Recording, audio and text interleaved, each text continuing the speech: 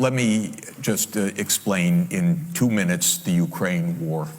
This is not an attack by Putin on Ukraine in the way that we are told every day. This started in 1990, February 9th, 1990. James Baker III, our Secretary of State, said to Mikhail Gorbachev, NATO will not move 1 inch eastward if you agree to German unification, basically ending World War II. And Gorbachev said, that's very important. Yes, NATO doesn't move, and we agreed to German unification. The US then cheated on this, already starting in 1994, when Clinton signed off on basically a plan to expand NATO all the way to Ukraine.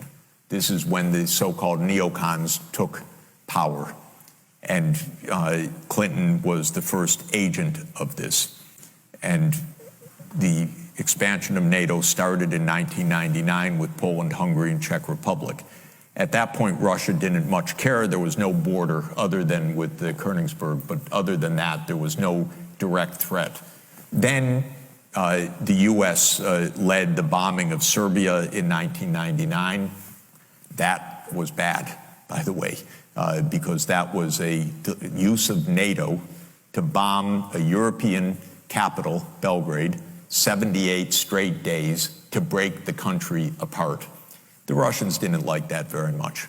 But Putin became president, they swallowed it, they complained, but even Putin started out pro-European, pro-American, actually asked maybe we should join NATO when there was still the idea of some kind of mutually respectful relationship.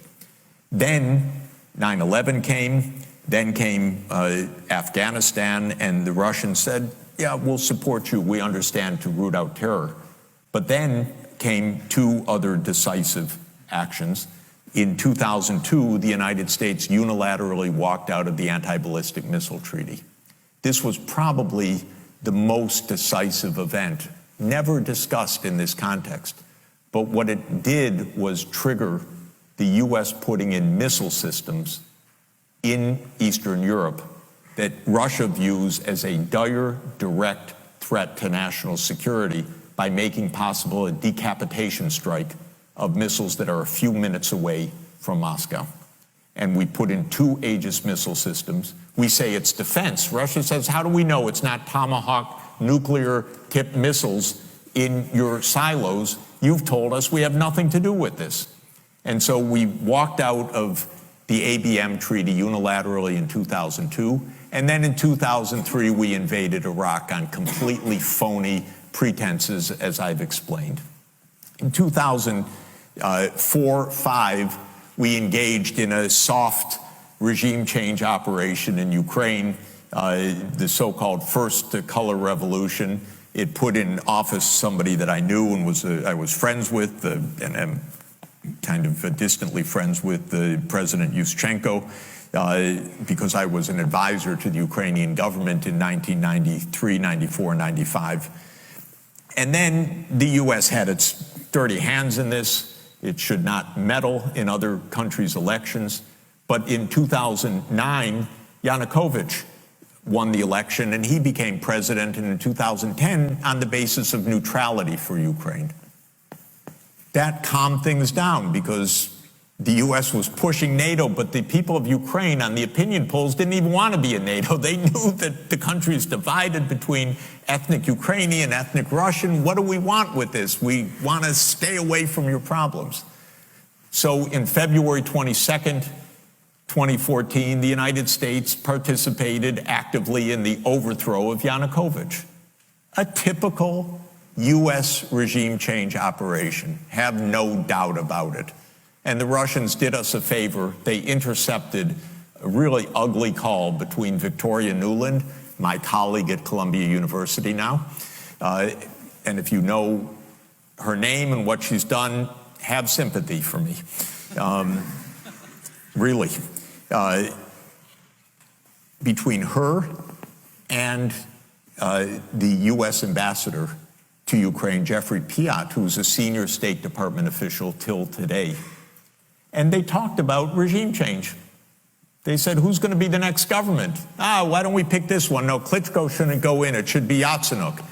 Yes, it was Yatsenyuk, and we'll get the big guy, Biden, to come in and do an attaboy, they say, pat him on the back. It's great. So they made the new government. And I happened to be invited to go there soon after that, not knowing any of the background. And then some of it was in a very ugly way explained to me after I arrived, how the U.S. had participated in this.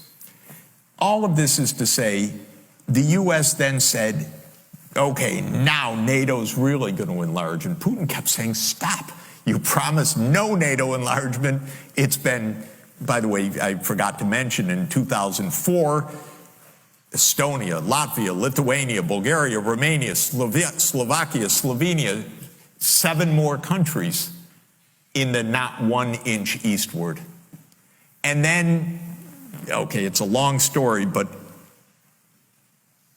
the U.S. kept rejecting the basic idea, don't expand NATO to Russia's border in a context where we're putting in goddamn missile systems after breaking a treaty. 2019, we walked out of the Intermediate Nuclear Force Treaty. In 2017, we walked out of the JCPOA, the treaty with Iran. This is the partner. This is the trust building. In other words, it's completely reckless U.S. foreign policy. On December 15th, 2021, Putin put on the table a draft Russia-U.S. security agreement. You can find it online. The basis of it is no NATO enlargement. I called the White House that next week after that, begging them, take the negotiations. Putin's offered something, avoid this war. Oh, Jeff, there's not going to be a war. Announce that NATO's not going to enlarge. Oh, don't worry, NATO's not going to enlarge. I said, oh, you're going to have a war over something that's not going to happen? Why don't you announce it? And he said, no, our policy is an open door. This is Jake Sullivan. Our policy is an open door policy. Open door for NATO enlargement. That is under the category of bullshit, by the way. You don't have your right to put your military bases anywhere you want and expect peace in this world. You have to have some prudence. There's no such thing as an open door that we're going to be there and we're going to put our missile systems there and that's our right. There's no right to that. We declared in 1823, Europeans don't come to the Western Hemisphere. That's the Monroe Doctrine. The whole Western Hemisphere, after all. Okay, anyway, they turned down the negotiations. Then the special military operation started. And 5 days later, Zelensky says, okay, neutrality. And then the Turks said, we'll mediate this. And I flew to Ankara to discuss it with the Turkish negotiators because I wanted to hear exactly what was going on. So what was going on was they reached an agreement with a few odds and ends. And then the United States and Britain said, no way, you guys fight on. We got your back. We don't have your front, you're all going to die. But we got your back as we kept pushing them into the front lines. That's 600,000 deaths now of Ukrainians since Boris Johnson flew to Kyiv to tell them to be brave. Absolutely ghastly.